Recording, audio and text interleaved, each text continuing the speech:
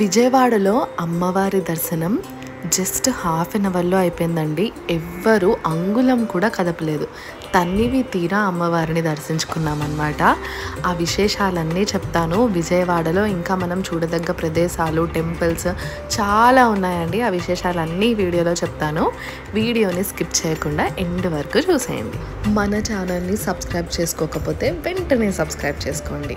విజయవాడలో దుర్గమ్మ గుడికి తెల్లవారుజామున 5:30కే వెళ్ళిపోయామండి. Week day.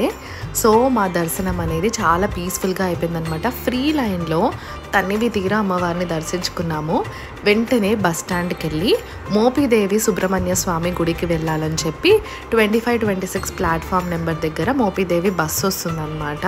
సో ఆ బస్సు ఎక్కేస్తే మనం సుబ్రహ్మణ్య స్వామి గుడి దగ్గరికి వెళ్ళిపోవచ్చు. అవనిగడ్డ బస్సు ఎక్కాలండి. డైరెక్ట్ టెంపుల్ ఎదురుగుండానే దిగొచ్చు అనమాట.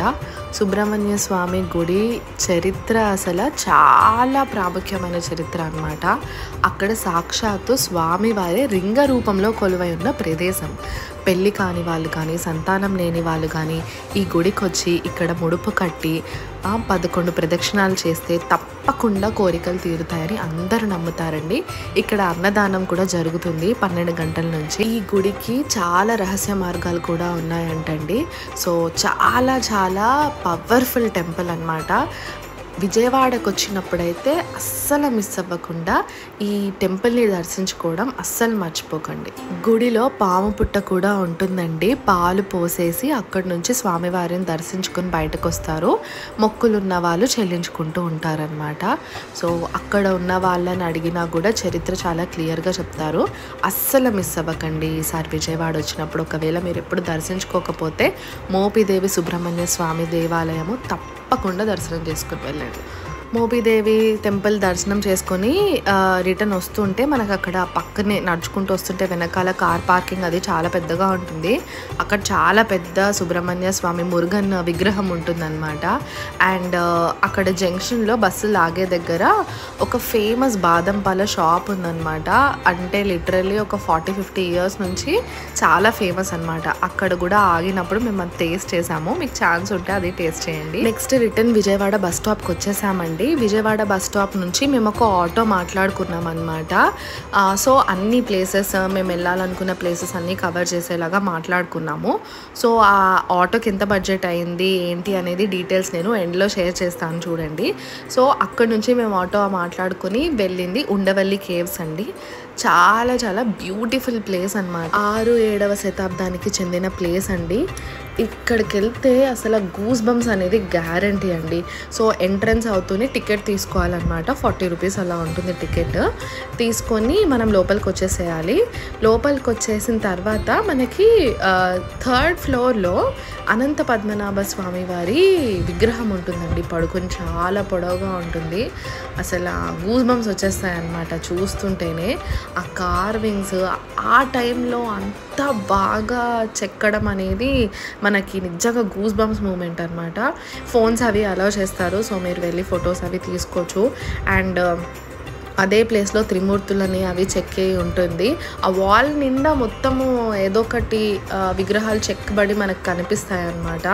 అసలు చూసారు కదా, పాదాల నుండి శిరస్సు వరకు అనంత పద్మనాభ స్వామి అసలు అలా పడుకొని చూస్తే 2 కళ్ళు చాలవండి. చాలా చాలా బ్యూటిఫుల్ ప్లేస్ అన్నమాట.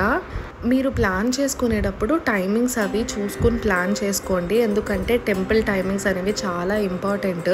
మనకి కొన్నిసార్లు టెంపుల్స్ అనేవి క్లోజ్లో ఉంటాయి. మనం వెళ్ళిన టైంకి మళ్ళీ వెయిట్ చేయాల్సి వస్తుంది.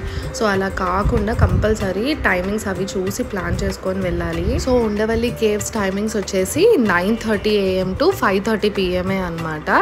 సో అలా ప్లాన్ చేసుకొని వెళ్ళండి.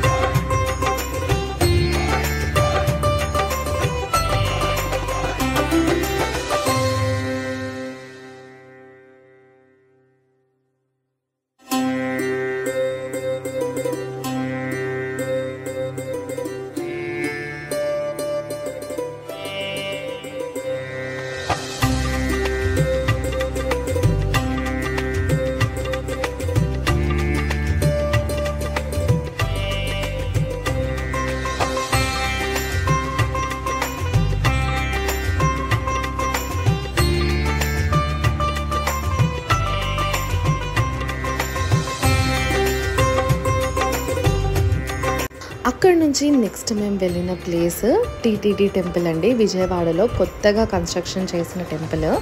ఈ దారి మధ్యలో అంత పొలాలు, అరిటాకు తోటలు ఇవన్నీ ఉంటాయన్నమాట. మనకి మంతెన గారి ఆశ్రమం కూడా కనిపిస్తుంది. సో వీడియోలో మీరు చూస్తుంది మంతెన సత్యనారాయణ గారి ఆశ్రమం అన్నమాట. సో దాని వీడియో అక్కడ ఎలా చేరాలి, అక్కడికి వెళ్ళిన తర్వాత ఏం ప్రాసెస్, ఏం చేస్తామో 15 days మనం ఎలా చూస్తామో, ఎలాంటి ట్రీట్మెంట్స్ దొరుకుతాయి, బడ్జెట్ ఎంత, అసలు టోటల్ ఎంత కాస్ట్ అవుతుంది, అక్కడ ఫీజు ఎంత, అక్కడ ఏమేమి ట్రీట్మెంట్స్ చేస్తారు, ఈ అన్ని డీటెయిల్స్ నేను వేరే వీడియోలో చేసి ఆల్రెడీ వీడియో అనేది అప్లోడ్ చేశానండి. ఆ లింక్ డిస్క్రిప్షన్లో ఇస్తాను, తప్పకుండా చూడండి.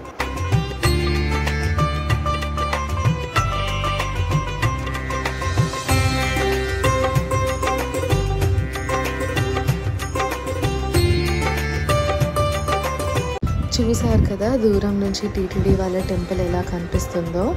ఎంత ప్లెజెంట్గా ఉందంటే నిజంగా కళ్ళారా స్వామివారిని చూస్తుంటే అచ్చం తిరుమలలో స్వామివారిని చూసినంత ఆనందంగా అనిపించిందండి.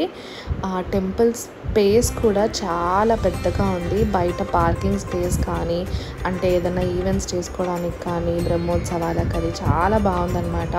అవుట్స్కట్స్లో ఉండడం వల్లేమో అసలు చాలా చాలా బాగుంది. అసలు నేను మాటలో చెప్పలేను. సో లోపలికి ఎంటర్ అవుతుంటే చూసారా ఎంత బాగుందో. చాలామంది ట్రిప్స్కి వచ్చి గుంపులుగా వచ్చిన వాళ్ళు ఉంటారు కదా బ్యాచెస్గా, వాళ్ళు వచ్చి అక్కడ కోలాటం ఆడుకోవడము, గుడిలో కూర్చుని అన్నమాచార్య కీర్తనలు పాడడము ఇలా చేస్తూ ఉన్నారనమాట. అసలు టెంపుల్ ప్రెమిసెస్ అంతా ఎంత హాయిగా ఉంది అంటే మళ్ళీ అక్కడికి వెళ్ళాలి అని అనిపిస్తుంది. అసలు అక్కడ నుంచి రాబుద్దే కాలేదండి, అంత అందంగా ఉందన్నమాట.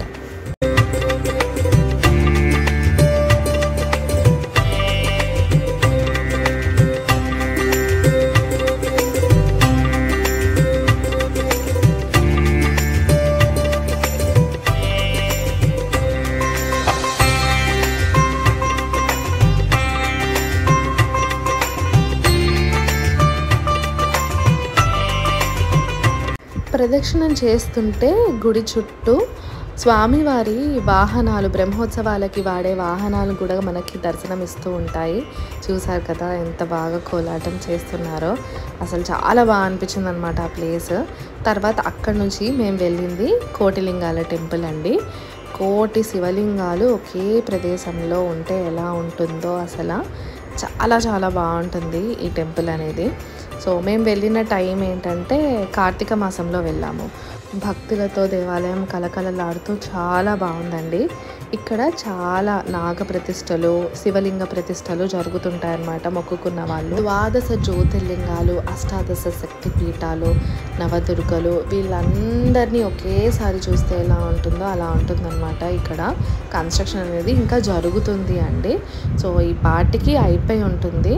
ఎవరన్నా ప్రతిష్టలు చేయాలంట, అంటే నాగ ప్రతిష్టలు కానీ శివలింగ ప్రతిష్టలు కానీ చేయాలని మొక్కుకుని ఉన్న వాళ్ళు ఇక్కడికి వచ్చి ఆ ప్రతిష్టలు చేసుకోవచ్చు. సో టెంపుల్ అనేది అయితే చాలా పెద్దదండి. మీకు లిటరల్లీ ఒక 2-3 hours అన్నా పడుతుంది ప్రతి ఒక్కటి వెళ్ళి చూడడానికి. సో అలా ప్లాన్ చేసుకోండి.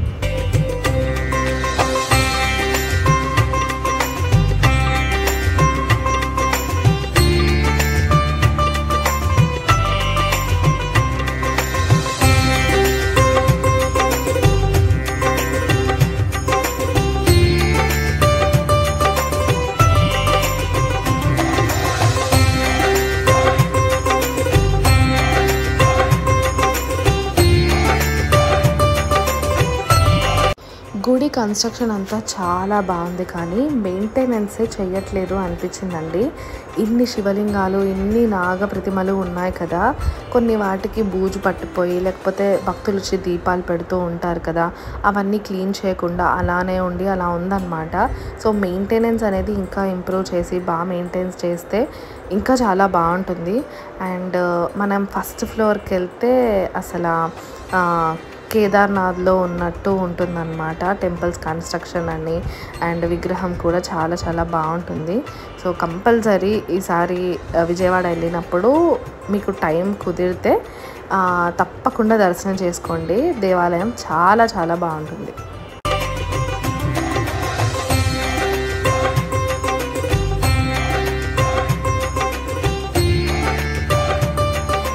నుంచి మంగళగిరిలో లక్ష్మీ నరసింహస్వామి గుడికి వెళ్ళామండి. పానకాల లక్ష్మీ నరసింహస్వామి టెంపుల్ అంటారు కదా.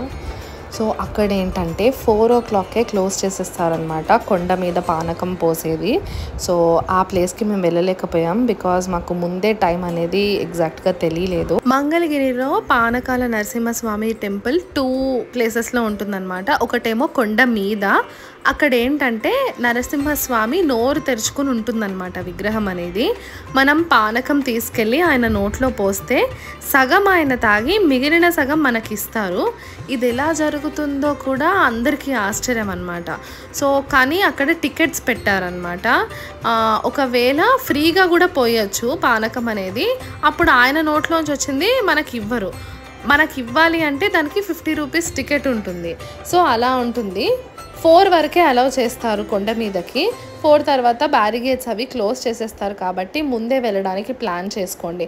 మాకు ఆ విషయము లేట్గా తెలిసింది. అండ్ గూగుల్లో మామూలుగా టైమింగ్స్ ఉన్నాయి కానీ ఈ కొండ మీదకి వెళ్ళే టైమింగ్ స్పెసిఫిక్గా మెన్షన్ చేయలేదన్నమాట. సో కొండ కింద ఉన్న నరసింహస్వామి దేవాలయానికి వెళ్ళామండి. ఎంత ఎత్తైన గోపురం అంటే చాలా చాలా అద్భుతంగా ఉంది ఆర్కిటెక్చర్ అనేది.